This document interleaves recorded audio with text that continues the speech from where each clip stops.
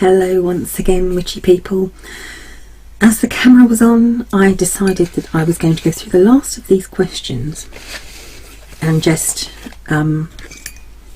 finish answering them and, see how it goes. So, classes at the ready. Rosemary Willow Herb asked, do you have a working altar? And I think I've answered this before. Not as such. I have an altar. It's used as a storage box. I have shelves where a lot of my things are stored, and they tend to be moved around depending on the season and the day, but there are a lot of sabbats and esbats that I don't fully engage into, shall we say.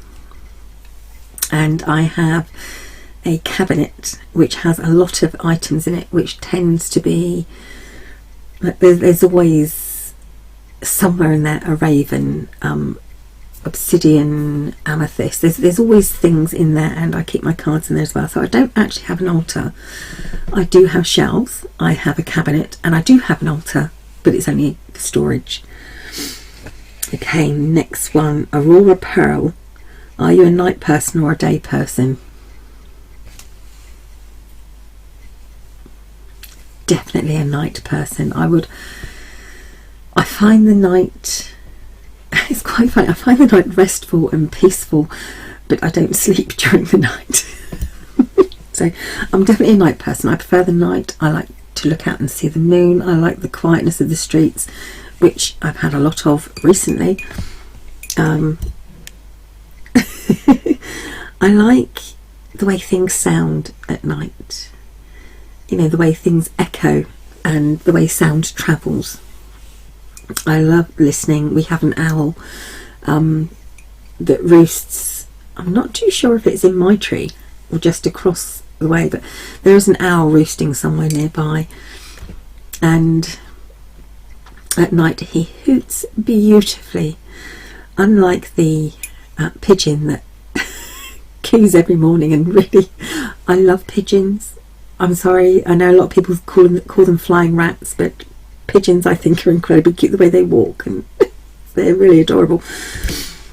But first thing in the morning I do not want to hear them. Tarot Mama, do you meditate, and if so, what's your best meditation tip so I don't fall asleep? I like that. First of all, set an alarm. Maybe. Ground yourself fully, and never get so lost within your meditation that it becomes more like a spirit walk or astral travel, or simply meditate when it doesn't matter if you are so relaxed that you fall asleep. But if you are worried that you are going to meditate and fall asleep, set an alarm or something, or ask someone to gently rouse you at a certain time so you don't go too deep. It's probably one of the best forms of advice.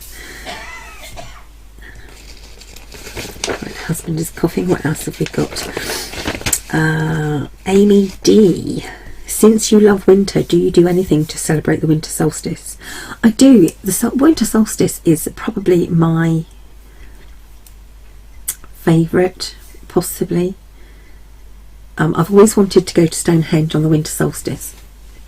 I believe, as do a lot of people, that the winter solstice was the most important time of the year for the ancient peoples to gather around Stonehenge, not the summer solstice, definitely the winter solstice, because this was a time when you needed to let your gods know that you deserve to live, that you needed their help. So I would love to go to Stonehenge on winter solstice. I never have. I don't have a set ritual that I do as such, but it is one of those times. Winter solstice, summer solstice, and Samhain are probably and the autumn equinox, those sort of times I think are probably my most important. I'm not a very spring person. Although I love all the new growth and everything else, spring doesn't fascinate me the way winter does. The solitude that can be winter, I find beautiful. The quietness, I love it when it snows, because the way it just totally obliterates sound and seems to soak up sound when it snows. Anyway, I digress. Winter solstice. I do change around my shelves. I go through and completely redo my wardrobe. I chuck away everything that's not needed and I start concentrating on what is needed. Of course, I have people round on December the 25th, which of course is Christmas. That is included in my Yule because it is part of Yule, and I celebrate right from the beginning really of November, but certainly that beginning week of December, from sort of like the 19th, 20th, is when I start preparing food and I start welcoming people in, and that's all part of winter solstice for me. So there you go. Kerry Marie Robury asks, what my question is, do you know any spells to help you have more energy and feel motivated? And I have done this before. Spell breath or gathering the storm is definitely for me some of the ways to sort of energize you and get you going. A lot of people think the easiest spell to do to get you motivated is to look at yourself directly in the mirror and tell yourself what you need to do. I'm not very good at that because I tend to laugh at myself. When I see myself played back on film, I find it hilariously funny. So yes, have a look through. If I can, I will link them. If I remember, I will link them. Spell breath and gathering storm are two really good ways. So, Heidi Did What asks, what insecurities have you had to overcome and how have you overcome them to be where you are now on your spiritual path? Insecure. I am a very insecure person generally. I will never be clever enough, nice enough, kind enough, intelligent enough, thin enough, young enough, you know. And a lot of these things are things I can't change. So I am a very insecure person, and that has affected my path in that sometimes when people have found out I've been too open about who I am and what I am, and people have found out, and they sometimes in the past they've become rude, discriminatory, and really made my life uncomfortable. And I've had to go over that. But like I say, as an insecure person, I'm basically an insecure person. I always find that I have to overcome it a lot. It's always something that is there if you're an insecure person anyway, it's something that is there in the back of your mind. One of the most insecure, I think, is how you look. And it's not just how you look, it's how you look to the outside world looking in at you. One person I think who dealt with this beautifully a while ago was Palm Tree Bewitchery. She did the most fantastic video that, you know, I am a woman. It was basically I am woman, hear me roar. It was, this is me, this is, you know, these are my jiggly bits and my wobbly bits and my stretch marks and this, that and the other, and I am beautiful. But she is incredibly beautiful anyway. But that did help. I would love to be able to do that, and maybe one day I will. So have my insecurities had to overcome insecurities to get where I am on my spiritual path. I've had to overcome quite a few to get where I am on YouTube. And let's be honest, some people are very, very lucky that they find it very easy to maintain a weight. I can maintain a 25 stone weight. So how many is that in pounds? 140, 280, 350 pounds. There you go. I could maintain a weight of 350 pounds quite easily. But I've always been insecure about my weight because it does fluctuate so hugely over weeks and months. Not just years, but weeks and months. It can fluctuate wildly. And if I want to be slim and stay slim, it is a constant struggle, and I have been most insecure about that, I think, over everything. But I'm also terribly insecure about the way I speak. Do I sound common? Do I sound posh? Do I sound, Southern English? And yes, I do. I'm very much a Hampshire hog, an Hampshire hog, as we say. I do. I've got quite a common, sort of like low class voice, accent. And I think regardless of how you are, to a certain extent for most people, but certainly for me, it's very important how I come across to people. Do I seem intelligent? Do I seem totally thick? And these things play on my mind because I am an insecure person. I think sometimes you just have to put yourself out there and ignore what other people may think, because the most important person to you should be you. And sometimes I have to remind myself of that. Julie B, I love Julie B. If you need some downright honesty and a good talking to, Julie B's your woman. Do you still have your beautiful Ouija board table you made, and if so, how often do you use it? Can you see this red cloth here?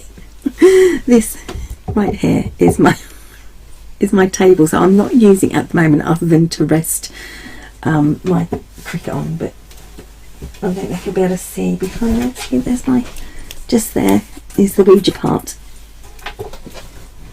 Strangely enough, my daughter and I, my middle daughter and I, were talking about Ouija boards and how this girl is afraid of nothing. My middle daughter is afraid of nothing. She is fearless unless you show her a woodlouse. Little woodlice absolutely terrify her, which I find hilariously funny. But Ouija boards, she doesn't like Ouija boards. Partly that is my fault because of what I told her about some friends of mine when we were teenagers, who tried to call forth this is how old I am, they tried to call forth the ghost of Elvis Presley on the Ouija. They would have been 14 years old. I would have been 15. I was not there. This had nothing to do with me. And anyway, things happened. I may do a haunted cha-cha video on that. Anyway, so yes, I do have my Ouija board. I'm not using it at the moment. And partly that is because of room. I have no room. As you can see, I haven't got my screen behind me anymore. I have a pile of books here. These are from the attic. This bit here is all doll's house furniture. I am a bit of a doll's house fanatic. I love doll's houses. At the moment I'm just doing an Edgar Allan Poe, The Raven one, just a little room. And I want to do a witchy one in a lantern, but it just takes my mind off things, and keeps me grounded sometimes when nothing else does. I think that is all the questions, except for Drew. She who walks between the worlds. What is your favourite tool you use in witchcraft, including herbs, candles, incense and the like? My favourite tool is my imagination. My favourite tool is me. I'm a bit of a tool.